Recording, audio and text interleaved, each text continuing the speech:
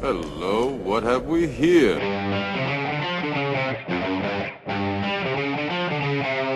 You're wrong. Damn! What the hell was that? Game over, man. Game over. You're wrong. You finished? Well, I didn't think you had it in you. I'm your huckleberry.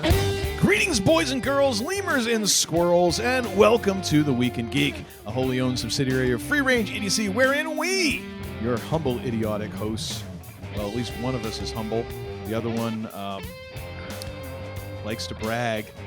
We present our midweek dose of geekery for you, the people. Thank you for joining in.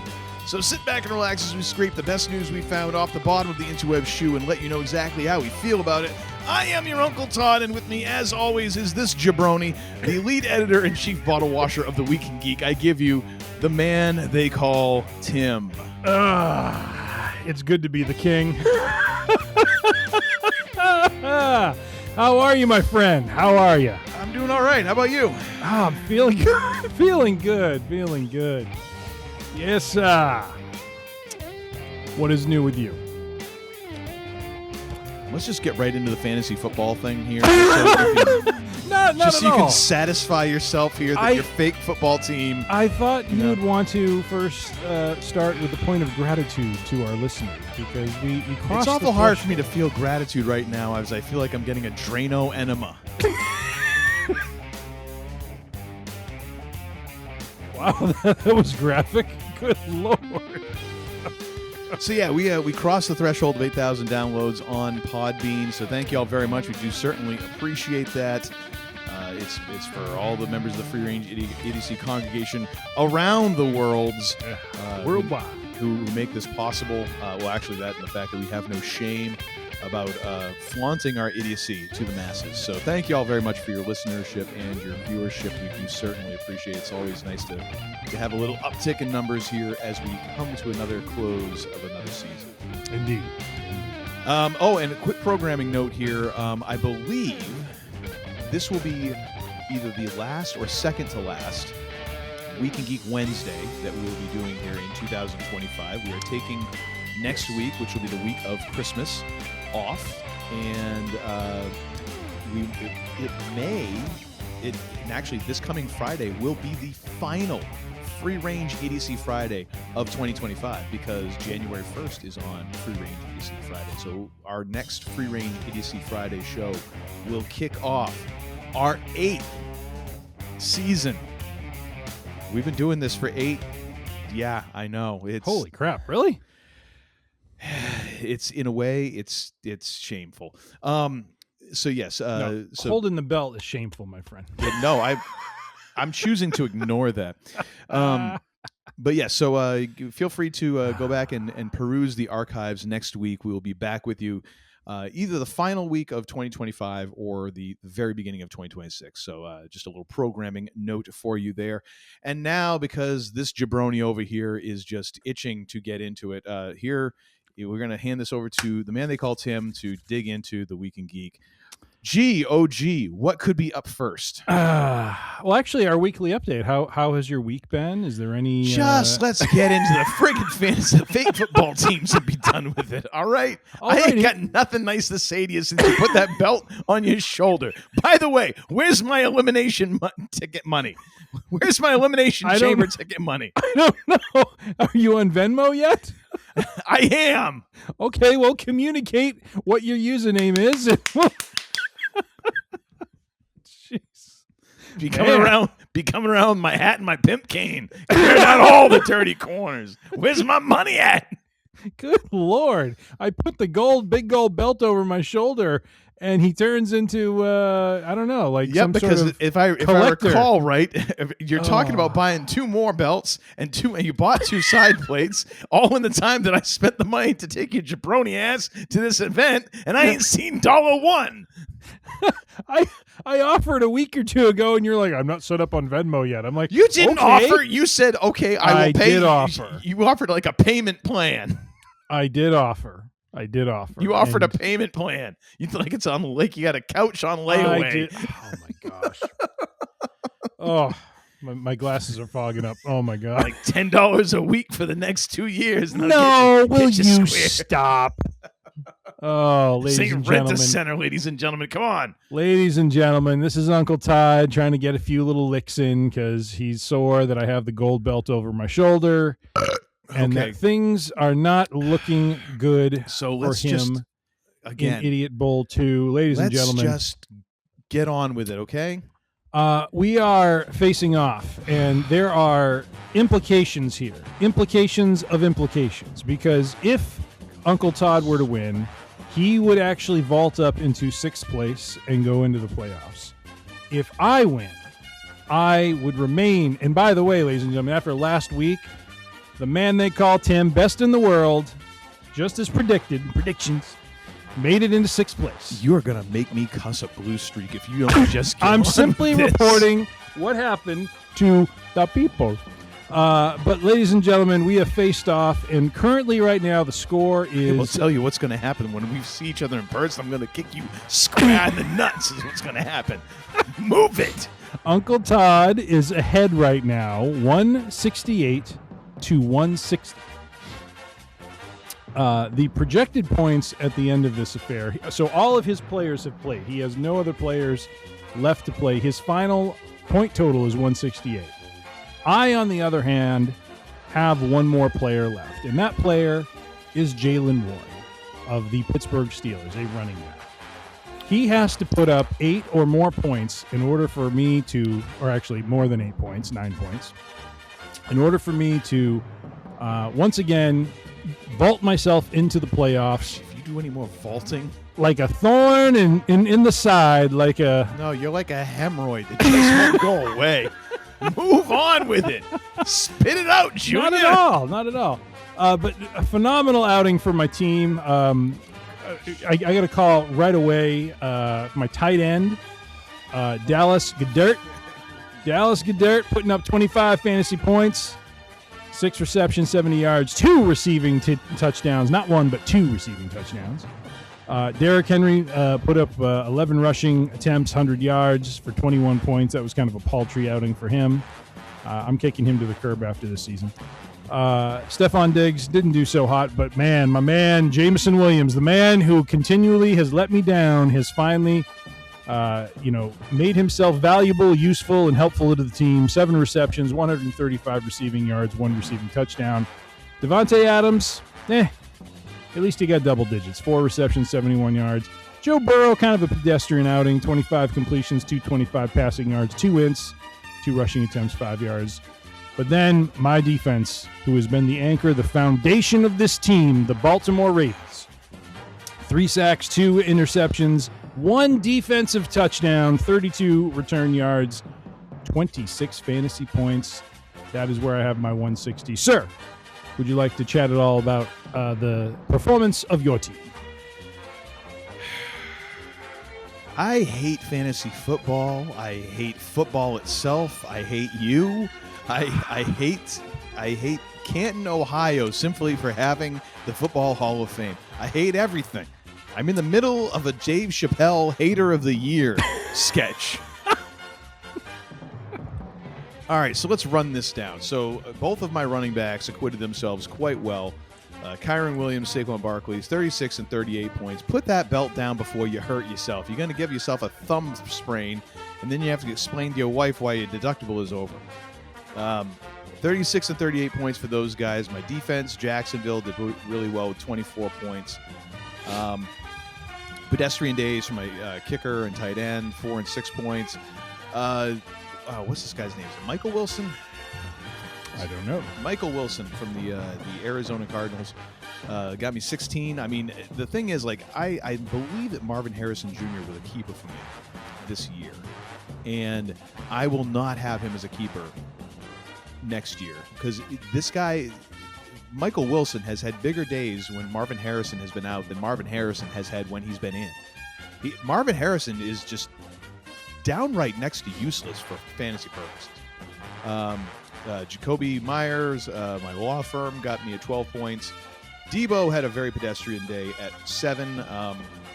And then Lamar Jackson, of course, they got ahead early, and apparently, I'm guessing they took him out because he stopped producing about halftime. So 25 points from him. I will get into my deliberations about who to start for quarterbacks because I had 3 of them on my roster, okay, and it really came down to Drake May or Lamar Jackson. And I didn't love the idea of a May against Buffalo because I'm like, just weird stuff happens with divisional opponents. Not that, Baltimore was playing Cincinnati, so kind of the same thing, but I was like, Lamar has done well the last, I was like, I think he's due. So I just went with that. I was a moron. Drake May got 39 points on my bench, which, whatever. Hey, that stuff happens. Rashid Shaheed is dead to me. I can't stand this mofo. Oh, my gosh. Put him in, 2 points. Leave him out, he had 20. He had 13. It's whatever. I'm done with this guy. Mm-hmm. And then the big story is the third quarterback on my bench, Trevor Lawrence, who I never even considered starting, which I should have because he was playing the Jets. And I had Lamar Jackson and Drake May. It never even occurred to me to start Trevor Lawrence, who completed 20 passes for 330 yards, 5 passing touchdowns, 5 rushing attempts, good for 51 yards, and 1 rushing TD, and a partridge in a fracking pear tree. They got him 69 points for this week. That's gonna hurt. Oh yeah. That's a kick right into the joy department right there. So yeah, sitting at 168 points, I could have definitely been around 200 points had I started Mr. Lawrence, and this would have just been a non-discussion. But here we are, self-smiting at its best and very on brand for me. So yeah, once again, I'm going to finish out of the playoffs. I'm going to somehow, much like a woman who forgets the pain of childbirth, then volunteer for this next year where I will once again get smited repeatedly and once again question everything about my life. Oh my goodness. So, in summary, F the NFL, F fantasy football, F this guy over here with his belt, and we're all done. We're done. He's going to get the belt again. Good. I hope you pull a butt cheek muscle reaching down to get that belt. That's what I hope happens. Not at all. I'm limbed up and ready to go for this show, my friend. I'm noting this down. When I see you in person, I am going to punch you right in the mouth. First thing. You're going to go in for a hug. I'm going to what? What was that for? Week 15. That's what that was for. What was that for? I will say the one move I could have done a little bit differently, which would have now, of course, if you had played Trevor Lawrence, it would have gone very differently. But Jeff Goff put up 50 points, 25 completions, 338 yards for 3 passing touchdowns. I ended up benching him in favor of Joe Burrow because Burrow had a 50-point performance last week, and basically the two of them apparently traded mojo. So Burrow, pedestrian 34, and Goff with a studly looking 50. So, but that, of course, is sitting on my bench, which doesn't do me any good. So, all that to say, the projected points at the end of this contest will be, if my remaining running back Jaylen Warren performs 2 projections, it will be 184 to 168. I hope that Jaylen Warren gets a hold of some bad enchiladas tomorrow, and he has the squirts, and they have to pull him out of the game, and you don't notice. If anything happens to Warren, this game is under protest because I'll know you were involved. I am not wishing ill. I'm not wishing permanent ill. I'm just wishing temporary discomfort for the purposes of me winning and being able to go, ha-ha! That's it. You can go, ha-ha. It's not going to bother me one bit. If I don't win this for some reason. You one bit. You will not. If you had a dog over there, you'd be kicking it. Because right throwing here, your baby, belt around. I've been the champ. So. You've been the champ. Oh, my gosh. Good stuff. Tales from the Fantasy Gridiron. I hadn't planned on having a sip of this until about midway through the show, and you already drove me to it. Love it. But yeah, that's where we are. And there's something else I was going to say about it that's escaping me. What was it? Jabroni! Well, it is ironic timing that we are wrapping up our fantasy season, this being our last episode of the year. Right? Did we say last episode of the year? Or This is the last. It's possibly the last Possible. or second to last Okay. Week in Geek Wednesday. Yeah. So this will. Okay. Yeah. So when we come back, there will be reporting on how the playoffs have Playoffs. Playoffs. how the playoffs have proceeded. So we will see. We will see. Yeah, we will. But best of luck to you, sir, as I have my running back perform tomorrow. Blow it out your ass. Uncle Todd is a bit salty. I am the Dead Sea right now. That's how salty I am. I'm so over this fantasy football crap. Spicy and salty. Well, hopefully, sir, we can get you to a better place, both mentally and, well, I don't know about physically, but at least mentally, which is this week we had a teaser trailer come out. We did. Which, By the way, did you yes, know, sir. comment on the Christmas wear here? Oh, 'cause yes. we are. Got my Very meowy nice. Christmas. Look at that. Very nice. Very nice. I, on the other hand, am sporting the CM Punk ugly Christmas sweater that I purchased last year. One moment. I will stand up so you can see the wonder that it is. It's quite lovely. The only problem I have is that's not an ugly sweater. Like that is, I mean, the person in it right now maybe, but the sweater itself is sharp. Excuse me. I'd wear that. I'd wear that to a church picnic in July just Thank to you. just to Thank wear. you. Should I grab the belt one more time? Or no? If you want to shine it up real shiny and turn it sideways, and Okay. you know the rest. I hear you. But we had I didn't even realize there was a Supergirl movie being made because I am very out of the loop on DC. I don't know if this was a known quantity for you or a surprise, but here we are. Well, she was in the post-credit scene Of the Of Superman yeah. movie you saw. Yes. I see. Okay. And is she supposed to be a sister to Superman or a long-lost family member? I forget. Is it cousin or sister? I think it might be cousin. Cousin. Okay. Yeah. Okay. Because I know she says her name, but I don't remember if that means that she's, in part of the family or extended family or, Yeah. third cousin twice removed or whatever. But we are going to do a bit of a watch here. So if you wanted to follow along in real time, we're going to count down starting it, and we're just going to kind of commentate over it as we watch it. Link is in the show notes, by the way. Link is in the show notes. Thank you. Because we do that for the people. Yeah. So, sir, I am all teed up. I'm ready to go. Just let me know when you want to start this off. I'm ready. Count it in. All right. I'm starting at 0, 0, 0. 3, 2, 1. Here we go. All right. Is this the same dog that we Yes. saw? Okay. Yeah. I The don't know what the Crypto dog- is actually Crypto. Supergirl's dog. Oh, okay. Interesting. And that's interesting. He pees over the picture of Superman. Is she like does she have issues? Is she a raging alcoholic or what's her deal? It would seem so, yes. I see. Okay. Is she staying on a different planet? Seems like it. She's visiting, definitely. Okay. All right.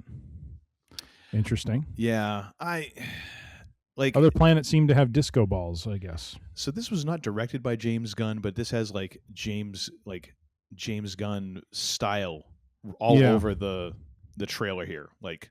Yeah. They're definitely trying to cut this like a Guardians of the Galaxy trailer. Is that a shot of Krypton getting decimated? Is that I what that believe was? So, yeah. Okay. Interesting. And nothing like her being held up by about 50 different guns pointed at her. Yeah. And here she goes into And we've got Supergirl smash mode. We got a Lobo sighting coming up here in a moment, I believe. Or did I already A go? what? Hang on a sec. Got the laser eyes going. Oh, right there. So just a heartbeat there. is the super villain, I believe, Lobo.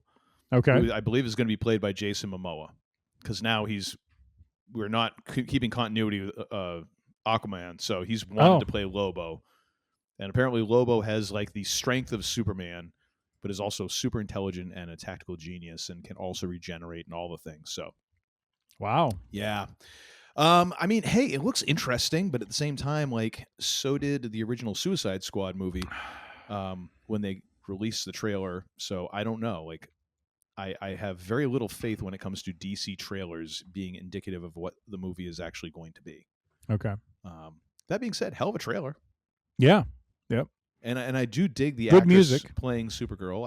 I think she kind of captures the vibe of that character, or at least what I feel like they're trying to get to. But yeah, we'll see. I mean, I thought Superman looked pretty good too from the stuff that I saw, and after seeing it, I'm sort of like, yeah. So we will see.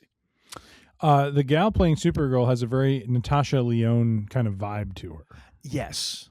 Yeah, I would agree. And I actually thought that. I mean, I know Natasha Lyonne's quite older and not probably in the right state of life to be playing Supergirl, but at first that was my quick thought, especially seeing her in various states of duress from a heavy night of drinking. So, but yes, not to typecast or anything, but I'm sorry, but are you really?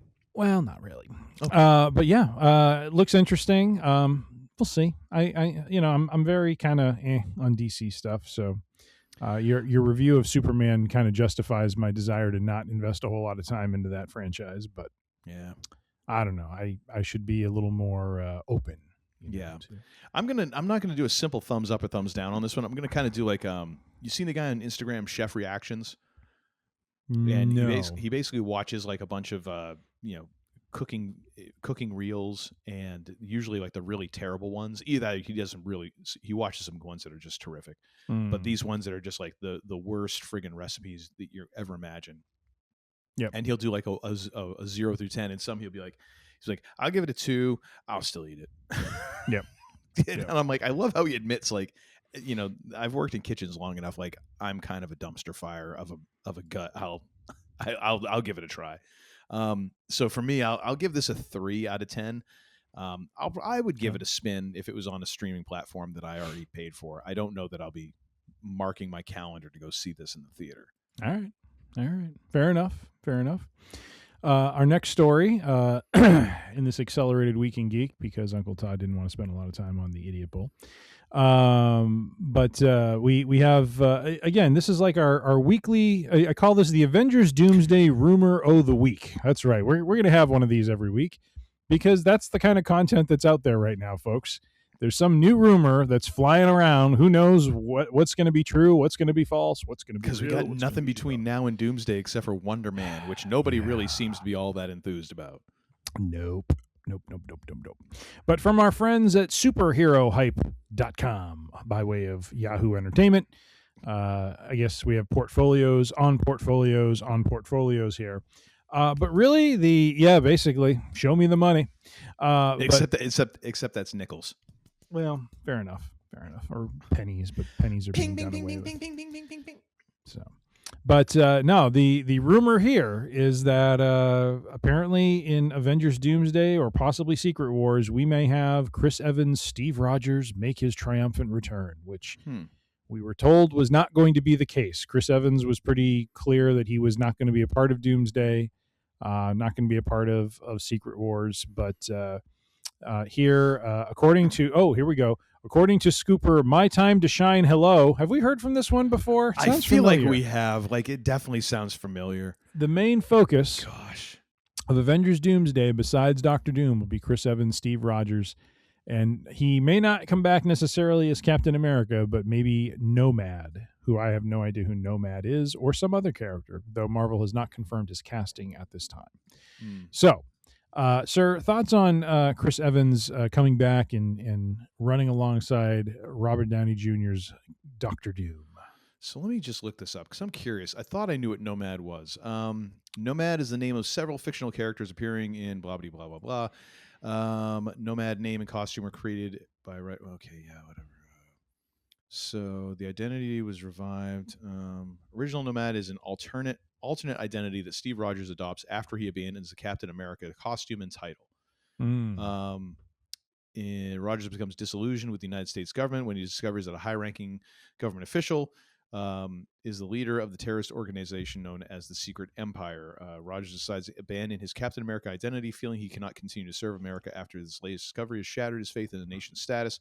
Confrontation with Hawkeye forces Rogers to realize that he cannot abandon a life of heroism, blah, blah, blah, and subsequently takes on the name Nomad, as it means man without a country, adopting a new dark blue and yellow uniform with no patriotic markings on it at all. So I kind of felt like this was almost like where we found him in Infinity War. Yeah.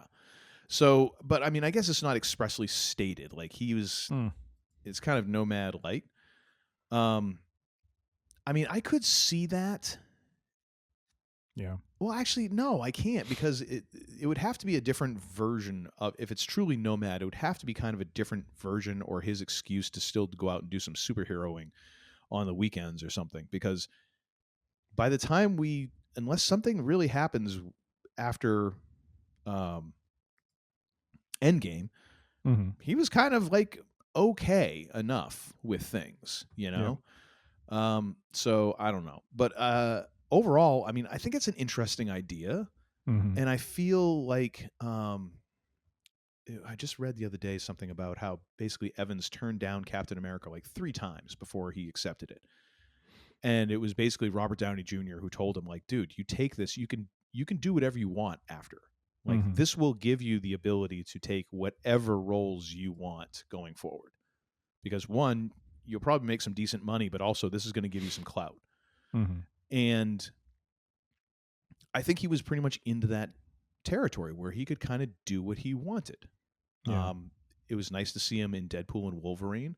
Maybe that kind of got him thinking, like, you know, this is kind of fun. Like, I would maybe do this. But probably like Downey, it was like, but you got to have something good for me. Like, this can't be some half-baked, half-assed idea. Yeah. So I'm assuming that if this is indeed true, according to My Time to Shine, whatever. Say hello. Say hello. Oh, gosh. We got to retire some of these usernames. But I'm assuming that, much like Downey, like he was presented with something where it's like, okay, that's kind of interesting. I would do that in order to kind of lure him back. Because like him and Downey, like they don't have to do this movie. Yeah. Not unless I'm missing some really poor financial decisions that either of them have made. So I like the idea of, you know, maybe this is what ties into some of the rumors and stuff that we've talked about, where part of the reason for all these multiversal shenanigans and some of this stuff is because Steve Rogers decided to like go back in time and kind of hide, thereby creating this weird ass paradox where, technically speaking, at some point, if Captain America lived through all of those events and then still managed to show up to give Sam the shield, we technically have 2 Captain Americas existing on planet Earth, 616, at the same time. Actually, in some cases, we have 3 of them. Yep. Because you got Steve Rogers in hiding, you got Steve Rogers in the actual timeline, then you got Time Heist Steve Rogers bouncing around in there. So, I mean, at the very least, maybe that is part of the explanation of all of that, and there is some resolution to that. Or maybe it's just something else entirely. I don't know. It is intriguing to me. But I have said quite enough about this. What do you think, sir? Where do you think this is headed? I could see it going the direction of doing this. I mean, does it feel a little bit like fan service? Yeah. Well, I mean, does it feel like getting the band back together? Yeah. I mean, the fact that RDJ is coming back to play, even though a totally different character, I'm open to it. I'm open to it. I also think too, they're probably staring down the fact that, you know, since Endgame, they've really not done a great job, and we'll get into this in the next article too, of building character momentum with anyone. You know, I mean, it's really been kind of a hodgepodge. There's not really been a strong through line of phase 3 and 4, or sorry, phase 4 and 5, where, like we just got like the new Avengers and, but it's just been kind of, jumping around to different characters and different groups and introducing new people, new characters. And it just doesn't feel like it has the same kind of continuity that phases 1 through 3 had. And maybe that's an unfair comparison, but if we're starting over, if Iron Man's death was the dawning of a new era, it just feels like the era has been a bit shaky, and there hasn't been a commitment and a consistency to it that we kind of got, at least with phases 1 through 3. Which, yeah, totally understandable. And let's not forget the fact that, you've essentially had to reboot your redirection here by the fact that Jonathan Majors, got poop canned. Yep. And that takes your next big bad completely out of the equation. Yep. So you're kind of in a weird spot there as well. So I can see even if it's as simple as Downey and Evans coming back as like, dude, we had to completely recast like the next big bad midstream. It's a break glass in case of emergency territory. Like, we're bringing back the Russos. We're going to try and pull whatever strings we can to be like, in order to fix this, we've got to step up, Yep. Yeah. Yeah.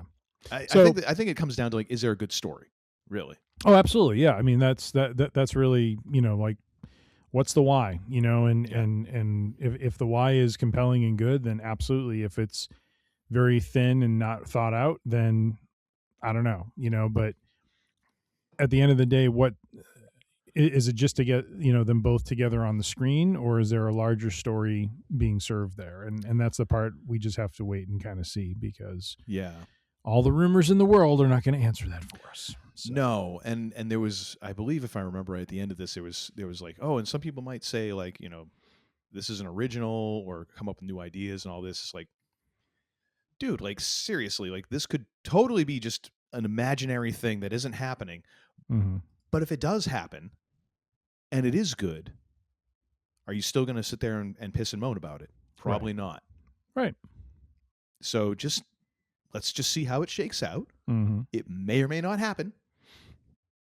And just shut up and watch the movies, I guess. Absolutely. That's all one can do. Mm-hmm.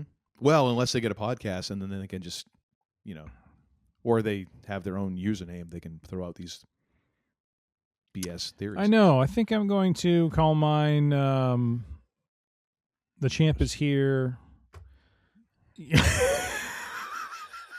Best in the World 77. I don't know. The Champ is Here. I fart in a glass jar just so I can sniff them later on. Is that too long?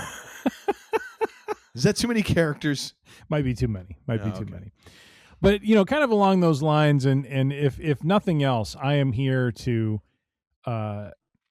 make sure Uncle Todd gets his dose of those from my portfolio that he very much enjoys. It's been a while since we've had a little nugget from our friends at BamSmackPow.com. Could you not friggin' yell in my ear, dude? Like, I already know my hearing is not on the greatest of terms from years and bands. Like, you're not helping here.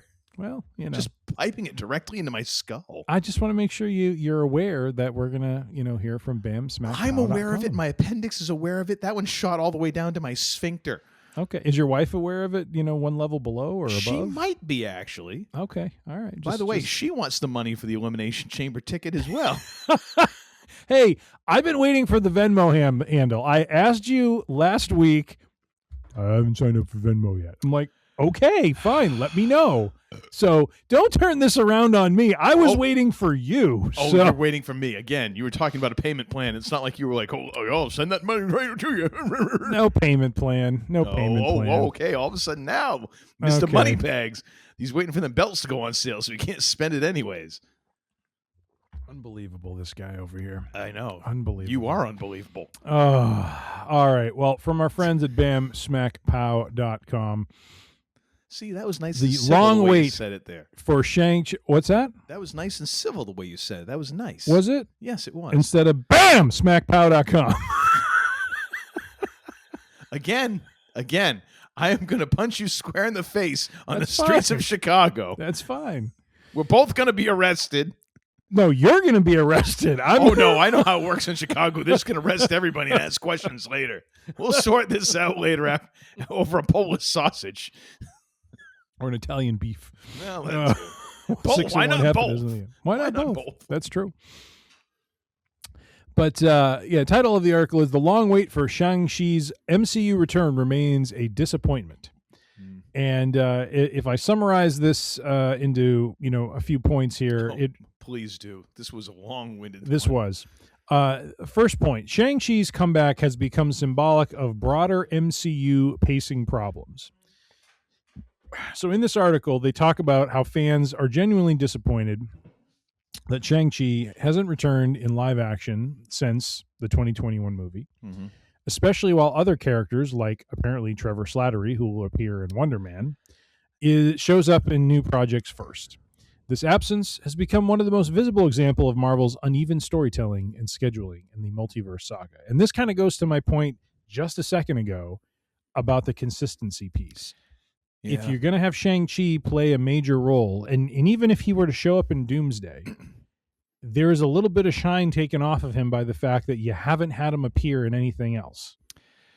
And so whether it's his own movie or whether it's making an appearance in someone else's, like what happened with Captain America 3, which turned into really the Avengers 2.5, or even the new Avengers, it's like, where is this guy? I mean, he's supposed to be part of a breed of the next round of superheroes, and we've seen nothing of him. And so and again, I agree. I think that maybe phases 1 through 3, they had a really, really well thought out, solid plan. And when they got to phases 4, I guess through 6, I don't even know if we're in 6 yet,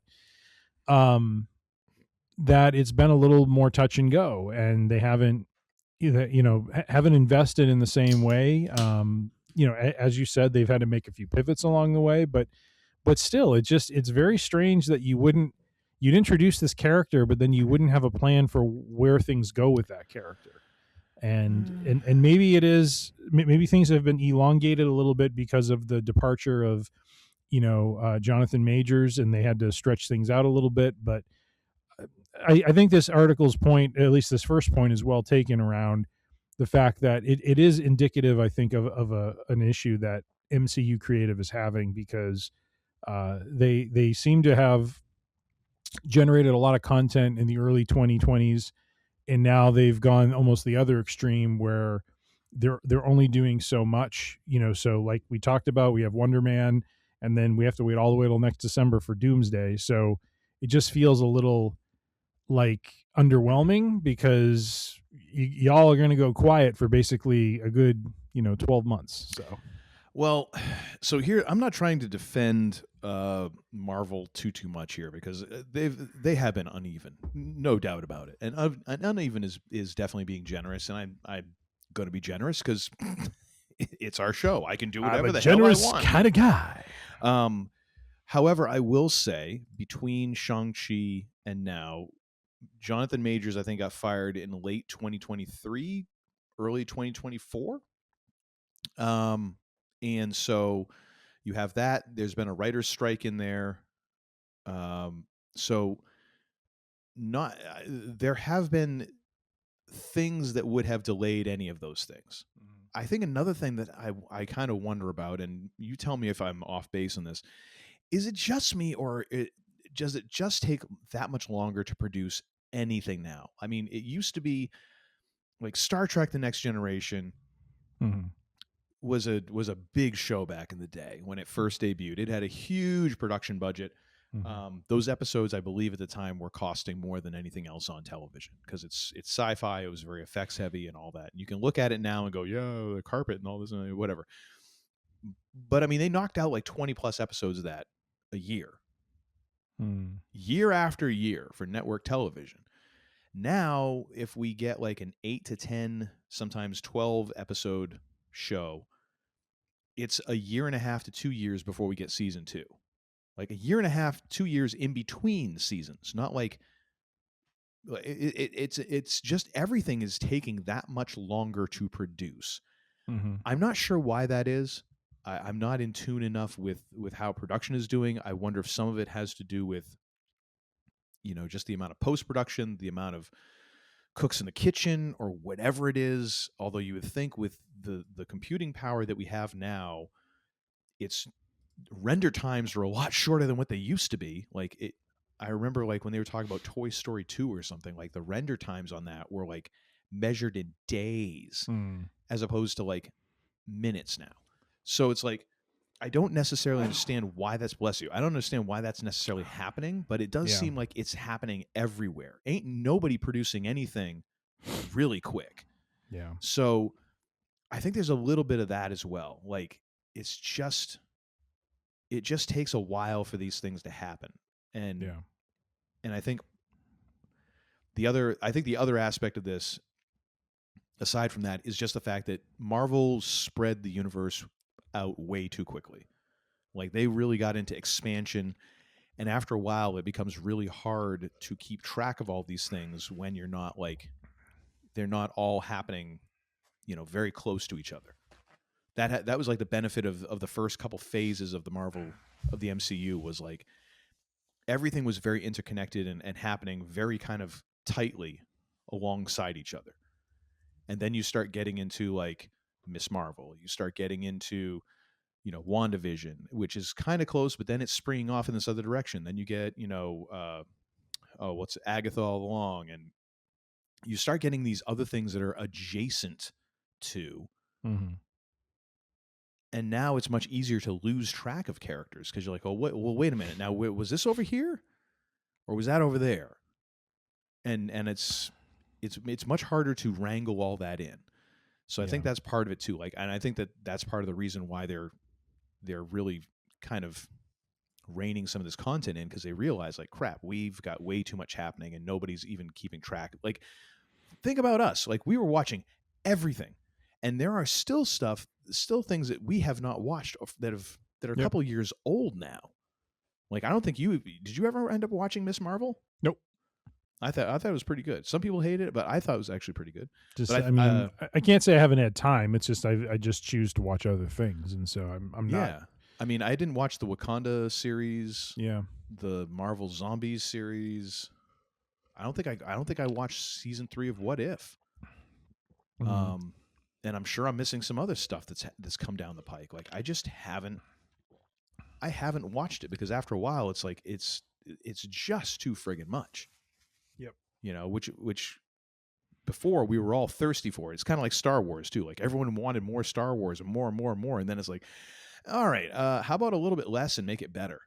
It's a little more quality instead of quantity. And I think both of these behemoths that are both owned by Disney kind of are realizing like, oh, we kind of overshot the mark. But anyways, I've again talked to you, but going back to the production thing, like, is that something that you notice, or am I just kind of out here on an island? Does that seem like that's a thing for you? Did I notice what? Sorry. Just how it seems like it takes everyone that much longer to produce stuff. Not just Marvel, but like everybody.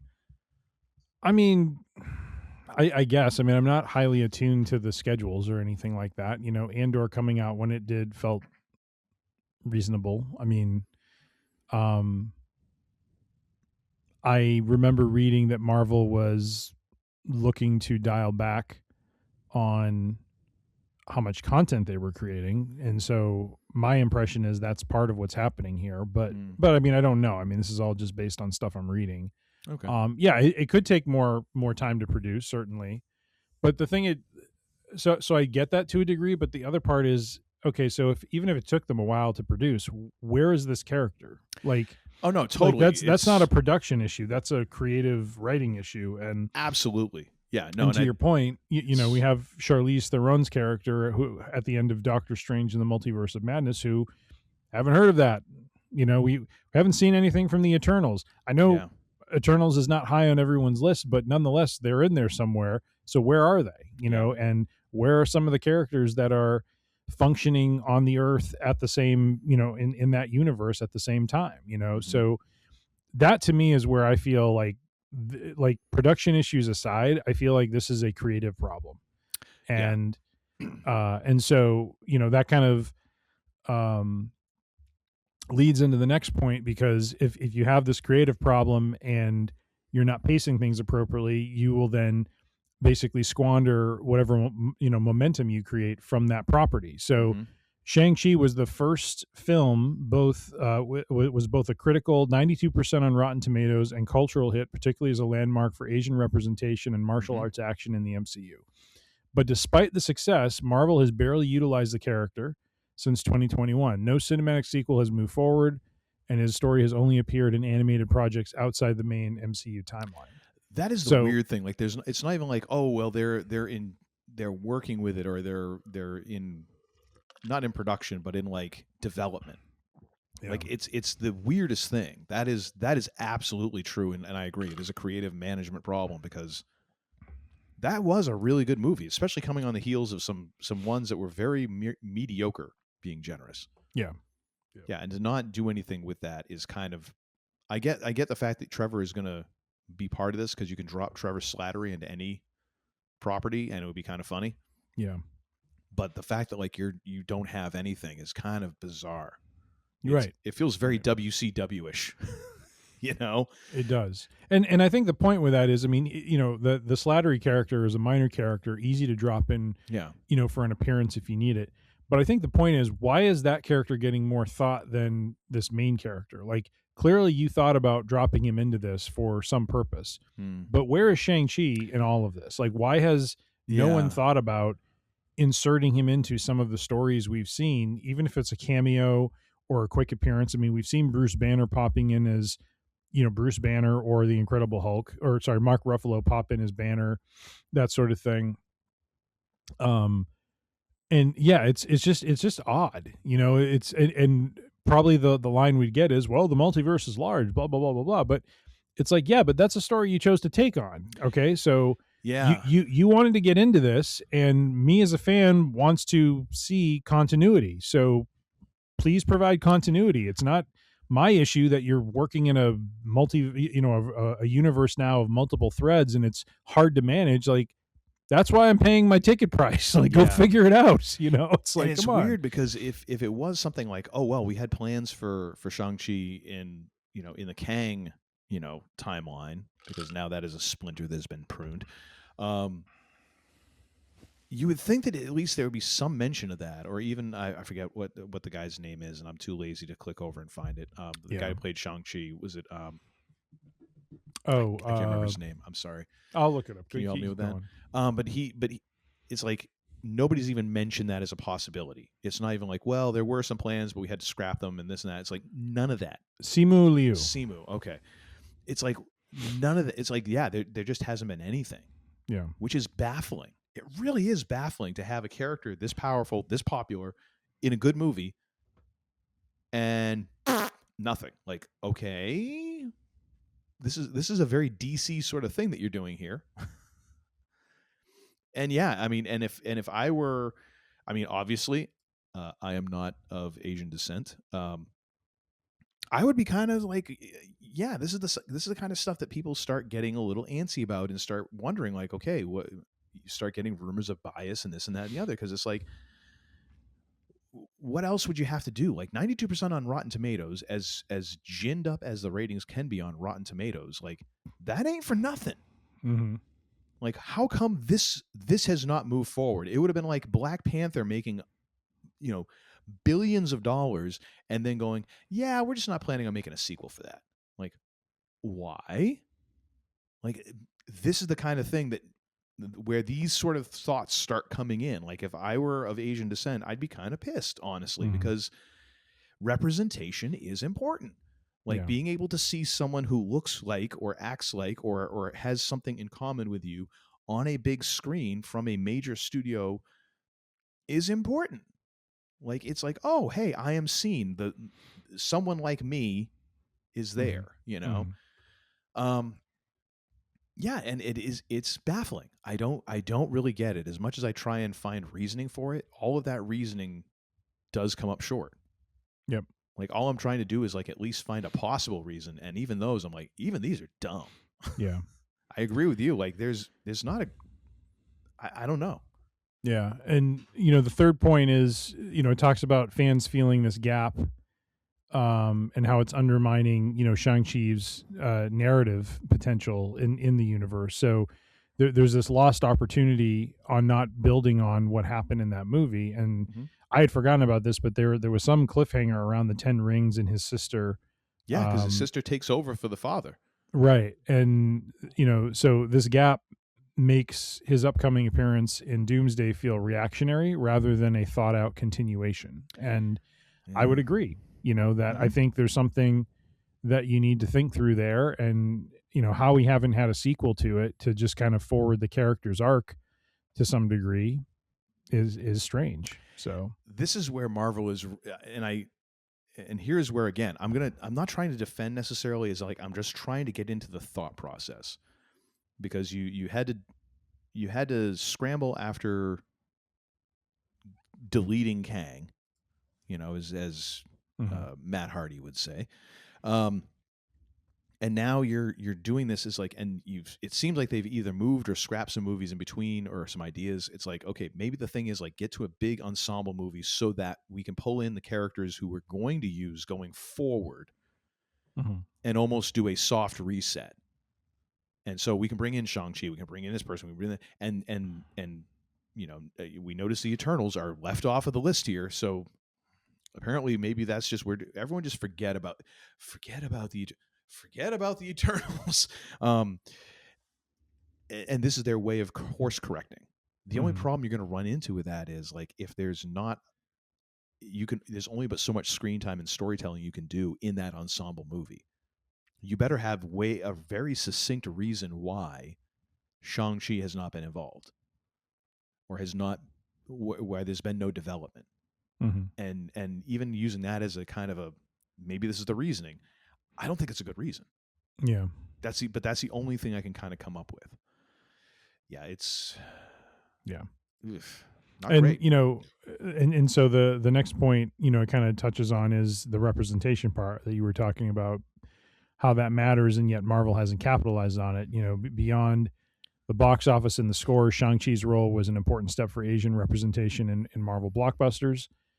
The absence of follow-ups or substantial story advancement frustrates fans who expected more consistent inclusion and development for diverse leads. And so, again, it's back to this whole thing of like, what's your plan? Like, why has this been, left to, this now Doomsday, which is going to be this amalgamation of all the heroes. So there's not going to be any forward progress for the Shang-Chi character. He's going to appear to, join other heroes in whatever, battle that they're going to do. And yes, we saw in the Avengers Infinity War and Endgame that there was some of that, but again, with so many characters, how much screen time can you really give to one character to develop them, especially after being gone for 4 to 5 years, Yeah. And I was going to try and use the example of like, oh, well, but they moved Steve's character forward. They moved Black Widow forward. I'm like, yeah, and you'd already seen them in multiple movies. They'd already had enough development that you could very quickly draw on that to move the characters forward. So yeah. And the thing is here, before anyone, before you send any hate mail to Tim at freerangeedc.com about, representation and this and that and the other, and us trying to put on our social justice warrior hats here. It's not even that. It's like, yes, that is an idealistic thing. And I don't imagine that Marvel is out there thinking like, oh, we need to have everyone represented, like, like Star Trek and stuff like that. I'm not thinking, even just from a pure money standpoint, it makes sense because like that part of the world is a humongous movie market. It's why we got so many Transformers movies, because the Transformer movies, even though they were kind of crap and got crappier and didn't make, all the money in the US, they made a butt ton of money in China. They made a butt ton of money in Asia. So they kept making them. knowing like, well, the U.S. market isn't gonna make it there, but we'll make them, and we'll tailor them for what this market is really loving, and hey, that'll continue the franchise. Like, it just makes sense even from a monetary standpoint. Mm-hmm. So again, like I don't understand the reasoning. I really, like I'm searching for some thought process. Yep. And it's like my fantasy football season makes more sense than this, And I would agree. Saying a whole lot. I would agree. Anyways. Well, we shall see. Shang-Chi is going to be a part of Avengers Doomsday, and hopefully they do the character justice and provide a little juice for it, since he's been kind of on the sidelines for the last 4 to 5 years. Yep. We talked a couple weeks ago in our Week in Geek Wednesday about Neuromancer, which is going to be a new offering from Apple TV. And an article from our good friends at ScreenRant.com talk about Apple TV's new Cyberpunk show is officially breaking its most sacred sci-fi rule. And what is that sci-fi rule exactly, you might ask? And that sci-fi rule has to do with the fact that most of Apple's sci-fi shows tend to slant towards stories with human optimism or connection at their core. Neuromancer, by contrast, is going to embrace pessimism, alienation, and cynicism, classic cyberpunk themes, because as we talked about, this book written in the 1980s and released by William Gibson was really widely credited for defining what that cyberpunk genre was. It gave it color, it gave it kind of a label, it kind of gave it texture, and they at Apple TV Plus, it seems like they are adopting that, which this article frames as a departure from Apple TV's usual storytelling palette.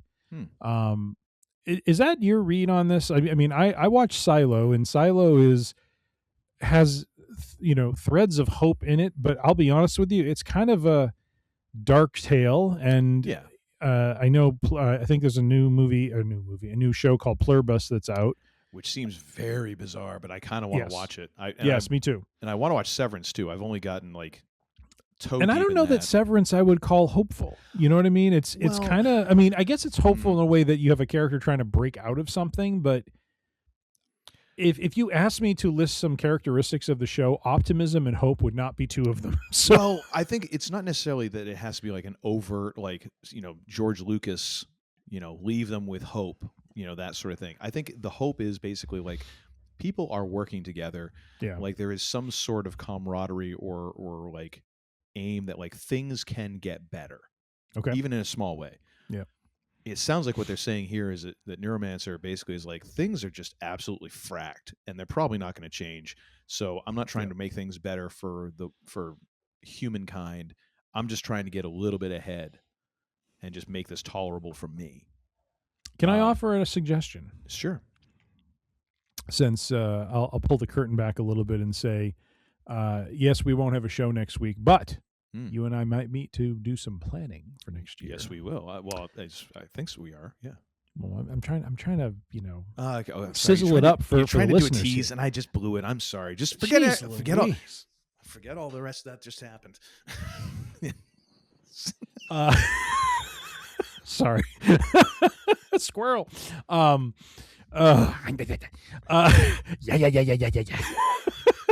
Okay, Tama. Jeez. Is he still doing that? I haven't watched SmackDown in so many weeks, so I know he's painted himself up, but I think he did like recently. Okay. It's a little bit weirder now that he's like inordinately jacked. Like it was one thing when he was a little bit kind of smaller and he did that. It was creepy. Now it's just like now it's really weird and creepy. But anyways. Well, and the face paint too. That was something I always liked about him, and so Tom and it's for him and Tangaloa when they were the Gorillas of Destiny. Man, when they would come out with the face paint, I mean, it's like that has given that faction a new life. I think it has. They come out and it's like these guys mean business. So. But sorry, off into wrestling we go. No, the thought I had was maybe we should do a free range idiocy. It's been a long time. A book review, book club. I can go back and reread Neuromancer because it's a book I read when I was in college and have not revisited, but I just remember liking it. And I would love to get you, sir, your opinion as a rabid reader and writer. I'm sure you have thoughts on such things, as well as contribution from my eldest, TJ, of if we could do a set of, either one episode or a set of episodes on the Tron trilogy. Oh yes, yeah, I'm all for that. Which 'cause, I think we need to do, because that was a movie from my childhood. I know TJ's been big into that, and watched Ares recently and stuff, and so yeah, we should do that, and potentially have her on as a guest. So Sure. I have not watched Ares. I cannot remember when I watched the first Tron, but I haven't rewatched it in ages. Tron, was it Tron Legacy? Yeah, Legacy was the second one, I believe. I thought it was a fantastic movie. Like Mhm. I still rewatch that, and go, this is so good.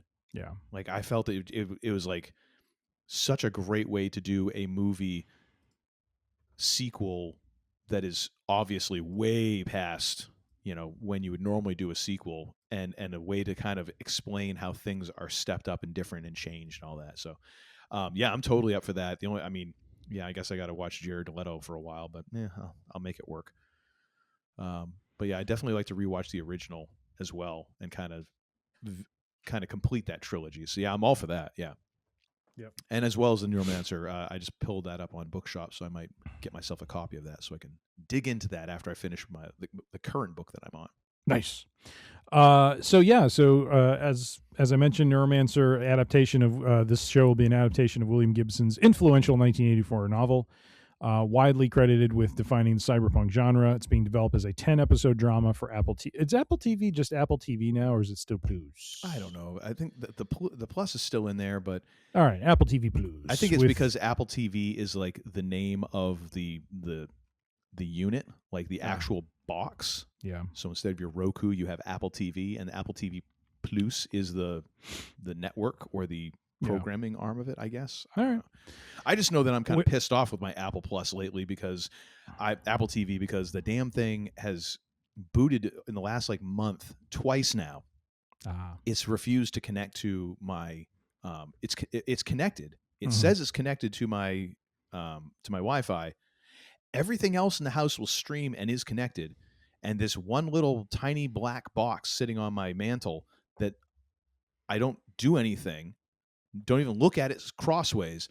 All of a sudden it's like, we're not working anymore. And I have to factory reset it, then reload all the apps, then log into all the apps again, which is just a hoot. Yeah. So yeah, I had to do that again yesterday, so I'm a little pissed off about that. Okay. But anyways, Neuromancer. So it's being developed as a 10-episode drama for Apple TV Plus, with Graham Rowland as the showrunner and J.D. Dillard directing the pilot. I don't know either of them. That means nothing to me, but hey, good on you. Yeah. Another point from the article. The series leans into classic cyberpunk mood and ideas. So some early reads of the material suggest Neuromancer will foreground gritty digital underworlds, corporate power struggles, and characters shaped by disconnection, aligning with the book's tone, where human connection is not the narrative comfort, but a difficult frontier. So wouldn't expect anything less. Again, it's been a while since I've read the book, so I don't recall some of the themes from it, but I do recall that there was that interplay between this having this highly connective technology and yet humanity feeling very disconnected and that sort of thing, and the characters being very kind of disconnected from one another. And so should be interesting how they portray that. And then the show comes at a time of high sci-fi appetite on streaming, while other Apple TV adaptations like Fountain, Silo, and Murderbot are earning attention. Neuromancer is seen as both a chance to expand the platform's genre reach and to offer a darker, more genre-authentic sci-fi experience than what some see as Apple's more humanist sci-fi. Thoughts on that? I mean, honestly, I think everything I've seen Apple produce for their streaming platform, at the very least, I'm like, man, you guys are reaching, and I give you credit. Like it's almost like when HBO was doing Westworld. Mhm. And even though it wasn't necessarily getting the hugest viewers, they kept on pumping out, expensive episode after expensive episode. And it's like, I at least respect the fact that you're committed. Even stuff I'm not a huge fan of, I look at and I'm like, wow, it's at least done well. And you're kind of taking chances. I like that. And I kind of go back to the first movie they produced, Greyhound, where I just rewatched that last weekend. Fantastic movie. And not really like, even though there's action and everything else, like it feels like it's much more of a streaming movie than a box office movie. Like it feels like it could have gotten lost at the box office. Yeah. And it's something that, like, being on streaming and people discovering, it's like, wow, this is actually really good. This is a really good human story. So I mean, I think it's going to be done well. What did I watch? I watched a little bit of Foundation, and I just couldn't get into it. But again, I was watching it. I'm like, you guys are putting the work in here. I'll give you that. Like, production value's high. Like, it seems like there's care taken with it. It just it just wasn't really my jam at the time. I might give it another try. Yeah. So I have no doubts about that. And as far as like it being dark and not having a hope, like, if you want every movie to end with a happy ending and all that, there's an entire network that does that. And right now is the perfect time to do it. And Hallmark Christmas movies are great for that. Like, you know exactly how it's going to end. It has no surprises. You're never going to have an unhappy ending. And much like what we're going to talk about on Free Range Idiocy Friday, like, yeah, I get it. People want a happy ending sometimes, but we don't always get happy endings. Yeah. And if that's all you want, then just don't watch it. Yep. Like, there you go. Yeah. So I look forward to that. I kind of dig stuff that veers into that, not really giving you necessarily what you want, but kind of showing you something like, hey, you still need to see something like this, because life doesn't have all happy endings. No, it does not. And then lastly, the last point here is on how there's both buzz and skepticism about the execution. Many fans are excited about seeing such a seminal text realized at scale. However, there are some readers and commenters who are questioning whether the adaptation can faithfully capture the novel's complexity, or whether the claimed rule break, quote unquote, I'm not sure what that means, is overstated, especially given Cyberpunk's inherently bleak nature. Yeah. I mean, it's one of those deals where you never know. Like, what's the rule break? I don't know. Where they were talking about how, like, the rule is like everything. There has to be that inherent hope. They mean that rule. Okay, sorry, I didn't connect the dots on that one. I'm like, rule break? What the hell? I mean, this is something you never know until you see it. Like, I was excited to see the Hitchhiker's Guide to the Galaxy movie, because I'm like, ooh, this with proper effects and this and that, and I was like, and no. But then again, that's like, fighting an uphill battle. That book. I mean, honest to God. So is Dune. But Denis Villeneuve managed to. I would say Dune, though. Okay, fair. I haven't read Dune, so I got to read it and see how I build like a mental picture. Because when I read, I start to build like a mental picture of the universe and everything. When we read Hitchhiker's Guide, that was one book that just flummoxed me in terms of trying to build a mental picture of what was going on. I tried to have something in my head, and I just, like, the descriptions and the things going on just kept throwing me a curveball, a loop, and then some, And so, so that one I could have told, like, I pretty much confidently could have predicted that was going to be a real challenging one to bring to the screen, because it just feels very difficult to visualize. Neuromancer is going to be interesting because there already is a little bit of a precedent with the Matrix that's been kind of established, and not that it's going to copy that, but just there's that. I don't mean to call it a precedent, but there's that visual or that experience that people who have watched that movie have gone through. The trail has been broken a bit. Yeah. Like, this show will not be the first time we see that whole idea of humans jacking into a virtual world. It's been done, many times over. And so, but it's not just about that. It's about the story and the characters and so forth. And so how they do that is going to be very interesting. So I think it's whether they get caught up in kind of the world building, because that is such a danger. And one of the things that some books get caught up in is like you can spend 200 pages world building. You're like, is the plot? Are we ever going to get to a story within this? Because all I've been told is like how people get water and make food and this and that and the other. Is like I don't care how the construction of their huts. Like, what are we doing in this world that you're so carefully building? you know? Yeah. All right. Well, we will have to see when we will. Neuromancer comes to Apple TV Plus. Yes, And lastly, our last story I have entitled Andor's Tony Gilroy giveth and he taketh away. And but this mostly one taketh away, it seems. Well, I think he's taking away, and rightfully so. This is from our friends at Gizmodo.com, an anchorhead of my portfolio. But really what this article is about is focusing on the fan theories and ideas coming out of Andor Season 2's ending. And basically Tony Gilroy answering some of these fan theories, specifically about, apparently there was one going around about Bix, that scene at the end where she's holding her and Andor's child, and does she sense something with the Force? Was there something done where she's holding the baby facing toward the sun, and yet when Andor dies, he's facing away from the sun, hugging what's her name, whose name is escaping me right now, Jyn Erso. Yep. Right, Jyn. All right. So even after Andor Season 2's finale, even months after it, Gilroy is publicly addressing this. He clarifies, fans have speculated Bix might psychically know Cassian died on Scarif when she's shown with the baby on Mineral. Gilroy gently pushes back, saying that wasn't his intention. She was not written to sense his death through the Force. He leaves room, meaning Gilroy, leaves room for multiple viewer interpretations, but underscores the human, not mystical framing. Yeah. So I think he's kind of, when I say he taketh away, I think he's taking off the table the idea that, the idea is that maybe Bix somehow had a connection through the Force. She kind of pushed the Force healer on Cassian Andor when they were on Tatooine, and he was, pushing back on, and then eventually did it. And that's where she sensed that he plays an important role. And so the thought there was, well, maybe Bix is somehow like, Force adjacent or something like that. Force sensitive.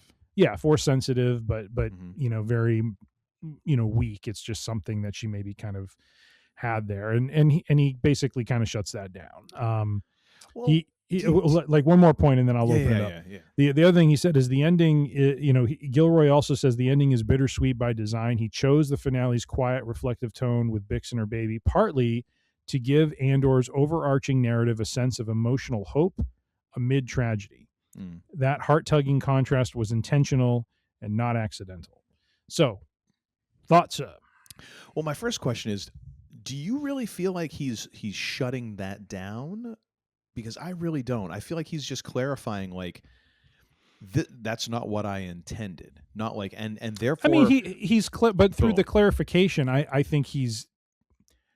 Maybe shutting down's a harsh way to say it, but I feel like he's removing that as an option on the table. Well, I've on the table of fan theories, right? If he says this was not my intention, yes. If fans want to keep thinking that way, they can do that. But the man who made the show just said no. So well, I get that, but that's why I feel like there is an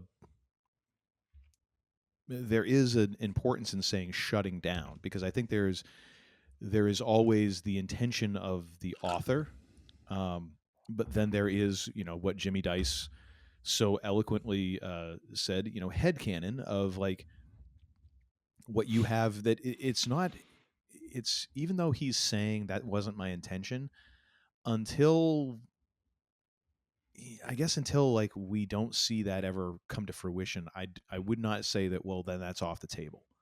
You know what I mean? Just because he says that when he wrote it, that doesn't mean that down the line, if someone says, hey, we're going to do Andor 3, and he's like, that is actually a kind of an interesting thing. Like, what if Bix was Force sensitive, and what if Bix starts training as a Jedi or something, and someone proposes that to him, and he's like, that's not what I intended, but damn, if that isn't a hell of a story pitch, you know what I mean? Like, I'll go back on that, because why not? It's not stated, definitively. I'm just saying, like, that wasn't my intention. But then again, maybe that's just the writer aspect of me being like, don't close any doors. You might need them later on. Like maybe close them, but don't lock them. You know, I mean, maybe that's the writer versus the engineer. I'm being very black and white about this. Like when I read this article and what he's saying, in my mind, it doesn't leave any room for it. I mean, he does at some point say that he appreciates, the passion that fans have with their theories and their interpretations, but he remains clear that his creative choices are anchored in the story he meant to tell, whole cloth, not subtext or mystical readings. And if you look at Andor overall, there isn't, there's never a hidden meaning in. I mean, the show is very direct. You know what I mean? It has a directness to it, which is funny when you talk about directness in terms of like these characters who are all like operating as double agents, triple agents, and all that. Like it's weird to me, it's funny how we talk about it being the show being direct, but it's about all these people in the shadows who are all acting as other people, which is funny to me. But anyway, right. But for example, right? I'm not disagreeing with you. I'm just saying no. But as an example, I'm trying to think. The guy who does the everything speech. Oh gosh, son of a gun. I'm looking it up. Frack. Yep. Stellan Skarsgård. Luthen. Yes. Okay. As an example, in season 1, there were fan theories, especially after Luthen has that cool sequence with his ship, and the one part where the sides of the ship open up, and there's like this laser on both sides that comes out, and he does the spinny maneuver and takes out the two TIE fighters, and all of a sudden, and there was one other scene too. There was that plus when he went to go meet with Saw Gerrera. And he's walking either with a cane or he has something. And there's all this theorizing of, I wonder if Luthen is like, a Jedi who's hiding because those lasers were like lightsaber lasers or something like, it went into this like ridiculous thing. They were kyber crystals. I could tell. Right. And then what happens in season 2? We don't see his ship at all, except for one scene where he and Clea are coming back from a mission, and that's it. And I mean, that was very disappointing to me because I love that ship. If Lego badass. folks, if you happen to work for Lego, I implore you, could you please create a UCS set around that ship, Luthen's ship? I don't know what it's called.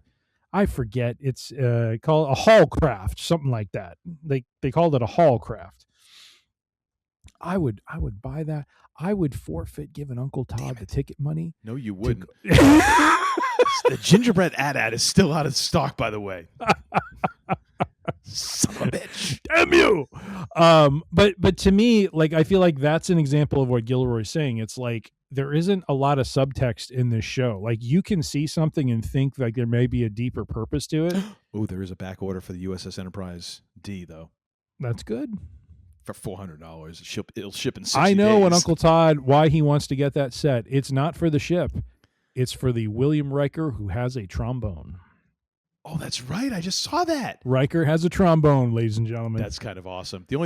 By the way, is one of the best, detail. I don't mean to say the best, but it's so cool that they had that detail in there and gave Riker a trombone, because that was one of the distinguishing factors of him. Someone did a kit bash of the Enterprise D Lego set and did it as like a Nebula class. So it's the one where almost like if you remember Wrath of Khan. Yes. And the warp nacelles were kind of like underneath. Like they did that with the Enterprise D. Nice. And it kind of looks badass. It's kind of really cool. That's cool.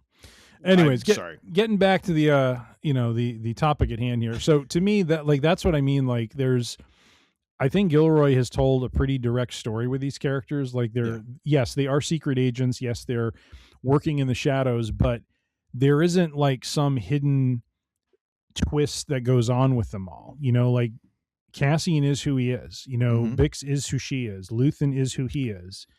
And I feel like maybe this is the difference where you're more of the writer and I'm more of the engineer. But I mean, I don't have a problem saying that he shut it down, because for me, why am I going to invest any more energy into a theory like that when the man who created it and wrote it said, no, that's not what I intended?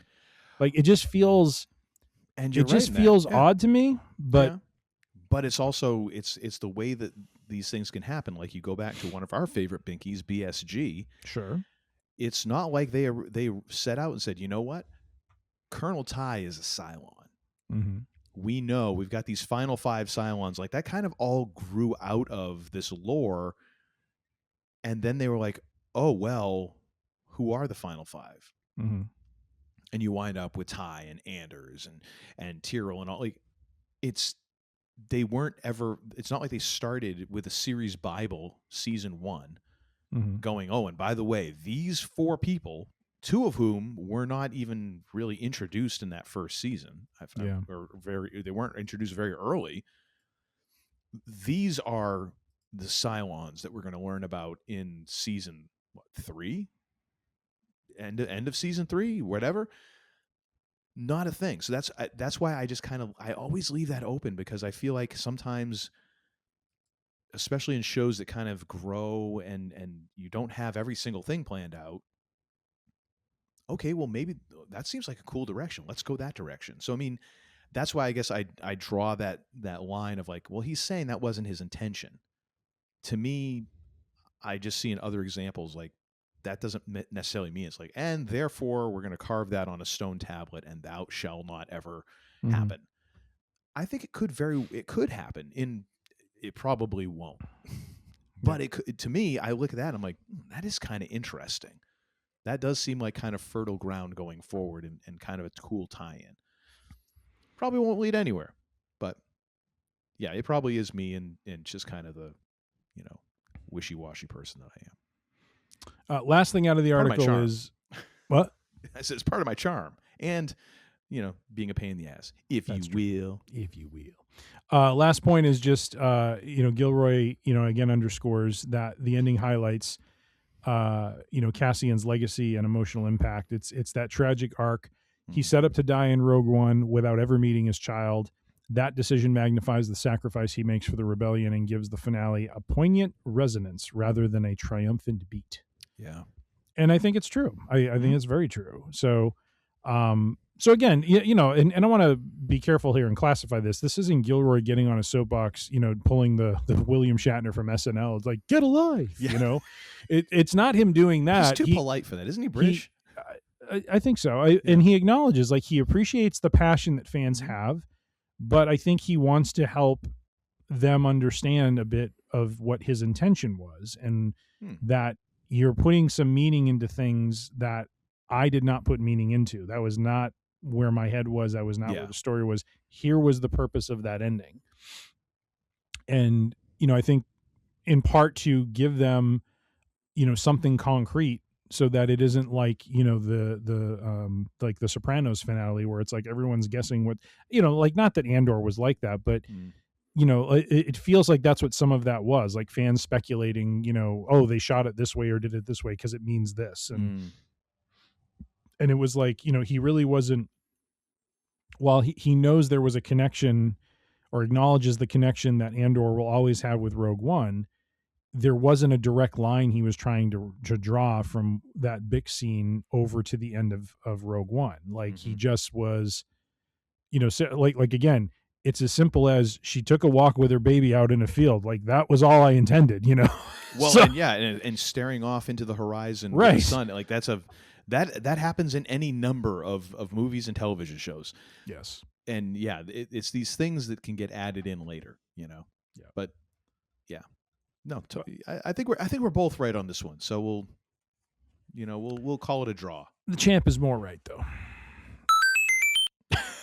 Thank you. Glad to know I have an extra life. All right, sir. What have you got for and another thing? A recommendation to our viewers and listeners. I go back to last week's episode on our comfort items, and one of those for me was the Oceans trilogy. And this week I endeavored, once again, haven't watched Ms. Marvel, but for probably the 15th time, I've watched Oceans 11, 12, and 13 on the train. Only 15? You amateur. Yeah, I know. You got to bump those numbers up, sir. Yeah, indeed. But they are available on the Paramount Plus, and so or just go out and buy them on DVD, because they're going to hop around to every other streaming platform, and you're never going to be able to find them. Well, I'm just saying. But I don't know. I like, when they actually show up on the streaming services I pay for. Yeah. But yeah, so that's really it. Last week I talked about The Big Short. I watched that. That was great, and I very much enjoy that movie. And it was great to watch back to back to back. Those three movies. Ocean's 12 over time for me has just become.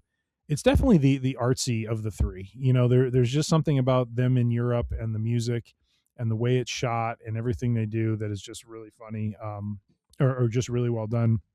When I said really funny, what I was thinking in my head was, love the scene when Catherine Zeta-Jones's character like shows up for the first time at their hideout, and she kind of IDs Danny and their grease man there, and she comes in and talks to Rusty for a minute, and then she leaves, and Rusty's about to go call so and so. Oh my god! Like, I don't know what it is about shots like that, but like you just did, like you knew exactly what I was talking about. Oh, it was such because a there great... was something so distinct about seeing Brad Pitt go. Oh yeah. But it was like right in the mood and the tone of the scene too. Like, oh shit. Yeah. And the thing is, like, it sets the tone for like that really is a Rusty movie. Oh yeah. And just it opens up right from that first scene when she's like, "Yeah, we got to print a really good one." He's like, "Oh, that's great." Yeah. Yeah. Oh my gosh, it's so great watching like the guy who is really kind of unflappable in the Yes. first movie, be extraordinarily flappable in the second movie, and just like, okay, this is how Danny felt. Okay, Yep. Crap. And in fact, the shoes are on the other foot now, because I think Yes. there's a few scenes where Rusty's like, I need to go do this, don't I? And Danny says nothing. He's like, "Yep, I'm going to go do it." Or, it's that juxtaposition of the two. Or when they're of asking them. about the girl, and he's like, oh yeah, her mom, this and that, and or her father was a father a cop? No, thief. Was he good? Oh yeah. That was great. That was great. Oh, so good. Stuff. Yeah, I'll Good second stuff. that one. Those are such great movies. Oh my gosh. I'm They are kind on of the- angry we don't have more of them, but I understand. know. I understand. And my God, they're almost getting to be like 20 years old too. That's insane to me. Let's just talk about something different. I can't. Ah, what is your end? Another thing, sir? Well, speaking of aging, I'm going to go with a song that is one of my two favorite Christmas songs that I will listen to ad nauseum over this season. The next one will be for Free Range Idiocy Friday, so you can tune in for that one. But this one is a song originally written by Chuck Berry, or I should say originally recorded by Chuck Berry. I'm not sure if Chuck actually wrote it totally, if he has the writing credits, but Run Run Rudolph. And I'm going to go with the Keith Richards and the Expensive Winos version of this, because it actually does something very different from every other version of this. Like I actually really enjoy the Bryan Adams version of this, which was on I think it was like the very special Christmas album that I forget what it was a benefit for, but it was the one with like the red cover and the gold, and it was the dancing people or whatever. Like those were a series of albums that came out. I think they were benefit albums, and it was like Bruce Springsteen was on that and all that. But anyways, I always loved the Bryan Adams version. The Keith Richards version though is great because it eliminates the Chuck Berry intro, that like for Johnny Be Good, and like 50% of all Chuck Berry songs all started with this intro. Keith doesn't start with that. Like he starts it with a vocal and then kind of gets into this. And as I listen to it more and more, I'm like, oh, I get it. Because there was an interview where Keith had once talked about, and Keith Richards can wind up being a punchline. He's become one of my favorite characters in rock and roll because I always used to think of him as a punchline. Yeah. And then you actually listen to what this guy is talking about, and you're like, oh shit, this guy has forgotten more about music than most people will ever know. Like this dude is sharp. Like and he has that and laugh and all that, and the fact that his hands look like gnarled tree trunks and all that. This dude is a very astute musician, and he really understands music, especially rock and roll and blues and country and all that. And there was an interview where Keith had talked about, because now we just talk about rock music. It was rock and roll music. to start out with. And he talks about, he's like, yeah, well, a lot of people like rock, but I'm kind of partial to the roll. And goes, and there was a video I saw with Steve Jordan, who is the drummer for the Expensive Winos, who is now the drummer for the Rolling Stones since the passing of Charlie Watts. And he talks about like the difference between rock, like just rock, and what rock and roll is, and where in rock and roll you have someone like on guitar or piano playing like straight eights, but you have the drummer and the bass player swinging against that, so it gives it this rock and roll, this swing kind of tension to it. And he's like, rock music is just the eights, it's just driving, so that's like most of like Foo Fighters, like most of what we get in modern rock music is just straight ahead. Yeah. And that's cool, like that's great. But it's like you get into like the Rolling Stones, you get into like, and I would argue a lot of Aerosmith music, like there is a roll to that, like there is a swing there, and it's because the drummer has to be able to swing against this thing. And man, you listen to the Run Run Rudolph version by Keith Richards, and like it is gloriously rolling. Like there is a swing to this and a swagger that it's like, oh, holy hell, this is fun. Like it doesn't drive, but man, it's like a Cadillac just sailing down the road, just kind of, he's like gliding over bumps. It's fracking fantastic. And of course, Keith, singing is always hilarious to me, because I'm like, his phrasing is kind of all over the place. Like he's not the greatest singer, but man, he owns it. And I'm like, good for you for making a living out of this. Nice. So yeah, Run Run Rudolph by Keith Richards and the Expensive Winos, one of my favorite Christmas tracks of all time, and a great example of rock and roll. Very nice. Very nice. Well, ladies and gentlemen, ho ho ho! Early Merry Christmas to you, and Happy Hanukkah. Actually, because I think Hanukkah, as we're recording this, starts tomorrow. It started today. I have no idea. But whatever holiday you happen to celebrate here at the end of the year, a merry and happy to you. Thank you for tuning in and listening and watching. We still appreciate you. You can find us at freerangeidiocy.com. Therefore, you can find all of our episodes one by one and download them, or you can subscribe to the Podbean app, get them all fresh and just delivered right to the app every single week. Pardon me. You can also find us on the podcast purveyor of your choice. If you just want to go that direction, we're on Apple Podcasts, Spotify, Pandora, Amazon, a whole bunch of others that I cannot recall at this moment. Yes, and it's Yehu is going to get his belt out again. And his pants are falling down, but he's got a belt around his shoulder. What does that tell you, folks? Captain Droopy Drawers over there. But you can find us on podcast purveyors everywhere. You can also find full video episodes on our YouTube channel as well as Spotify. You can find us on the social medias. That would be Instagram, Facebook, and the YouTubes. All of those are at Free Range Idiocy. You can send any questions, thoughts, or concerns you have to tim@freerangeidiocy.com. And now, ladies and gentlemen, thank you for joining us here at the end of the year. And may I just wish you a Merry Christmas or Merry Holiday or whatever. Be kind to folks. Be good to folks. Just take care of each other out there. It's the end of the year. We're all under stress. We're all in a hurry. We all have a lot of crap going on. Just try and breathe. That's all. Some of us have fantasy teams we're mismanaging, but either way. We were doing so well. We were doing so well. Pew, pew, pew. I am going to actually use my own advice right now, because I am not going to tell the man they call Tim to blow it out his ass. I'm going to tell him to take us out of this show. Ladies and gentlemen, as we like to say here and close out the Week in Geek, by the way, this was your Week in Geek. To the interwebs, we say, you suspect. We don't know what your reputation is in this town, but after what you tried to pull today, you can bet we'll be looking into it. And to our listeners, we say this: happy holidays, all the best while we're away. But good day. And ladies and gentlemen, until that day comes, keep it to the grindstone. He's the red. Now get the hell out of here!